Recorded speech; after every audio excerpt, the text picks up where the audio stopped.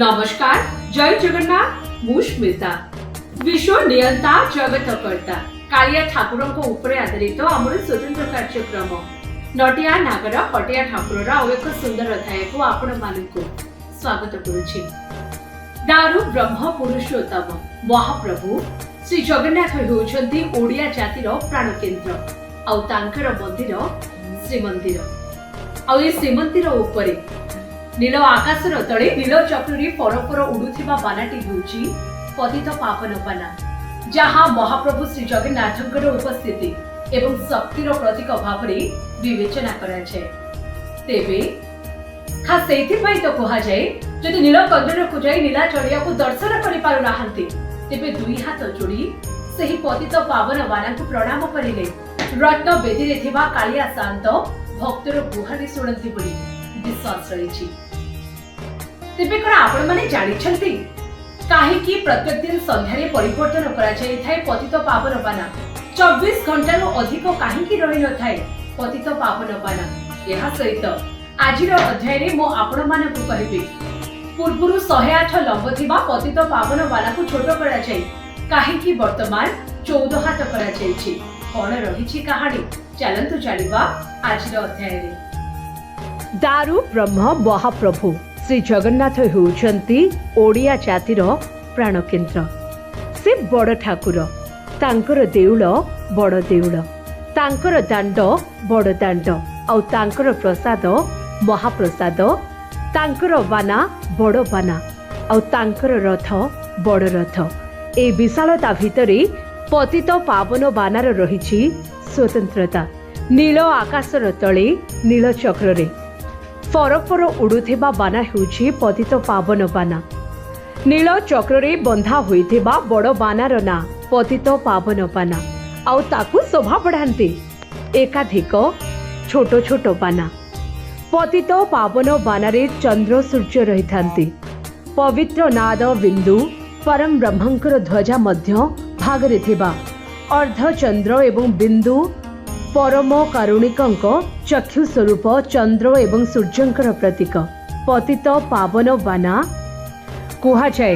श्रीमंदिर रे जगन्नाथ दर्शन करी माँ लक्ष्मी मंदिर बुली तांक मंदिर प्रांगण बसी जदि बड़ देउलर उड़ीयमान नील चक्र नेत को दर्शन करा जाए, तेबे कोटि जन्मर पुण्य प्राप्त होइथाए बोली एवं महाप्रभुंक दर्शन सार्थक होइथाए बोली विश्वास करा जाए।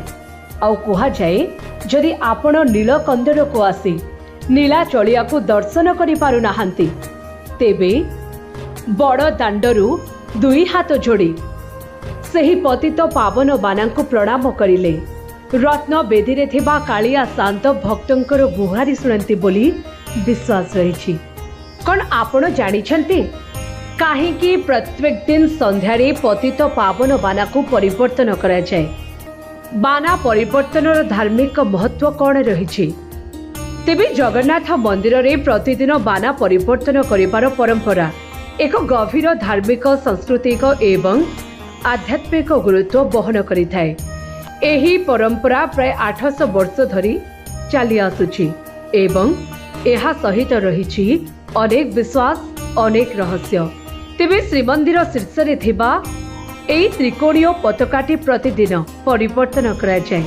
आउ एही काम चुनरा सेवायतंक द्वारा करा जाय थाए, जो माने पीढ़ी परे पीढ़ी धरी एही परंपरा को बहन करी आसुछंती।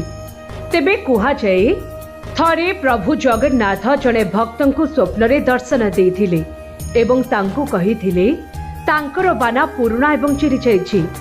परदिन जेतेबेले मंदिरर पुरोहित माने देखिले बाना चिरी जाइथिला, सेबे ठारू बाना परिवर्तन करिबार परंपरा आरंभ होइछि। तेबे एही बाना को महाप्रभु जगन्नाथंकर उपस्थिति एवं शक्तिर प्रतीक भावरे विवेचना करा जाए। आउ एही बाना समुद्ररू बहिथिबा पवनर विपरीत दिगरे उड़ी थाए, जहा एक रहस्य अटे। तेबे नीलचक्र शीर्षरे थिबा एई पतित पावन बाना दर्शन रे भक्तों को मिली थाए अपूर्व आनंद।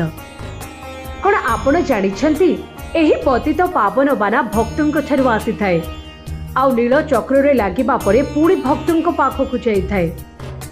महाप्रभुंकर स्वतंत्र दरजी सेवक रही थांती। बा ध्वजा कारीगर रही थांती जे कि ध्वजा प्रस्तुत करी दक्षिण द्वार रे बिक्री करती। आ नीलचक्र उपरे 14 हाथ लंबर बाना लगी थाए जार 3टी रंग रही। प्रथमटी हेउछि मां सुभद्रांकर नाली, द्वितीयटी हेउछि बलभद्रंकर धला एवं तृतीयटी हेउछि महाप्रभु जगन्नाथंकर हलदिया। तेबे बाना बंधा जिबा पाई प्रतिदिन सकाळ 9टारे एक लटरी होई थाए। एथिरे धर्मर गुळा पड़ी थाए। धर्म गुळारे जाହାର नाम उठी थाए सेही लोक देइथिबा बाना सर्वोच्च रे लागे। एपरि भावरे क्रमान्वये बाना लागि थाए। तेणु एही हिसाब रे बाना विभिन्न भिन्न रंगर देखिबाकू मिली थाए। तेबे बाना लागिबार नियम होछि यह 24 घंटा पर्यंत लगी थाए।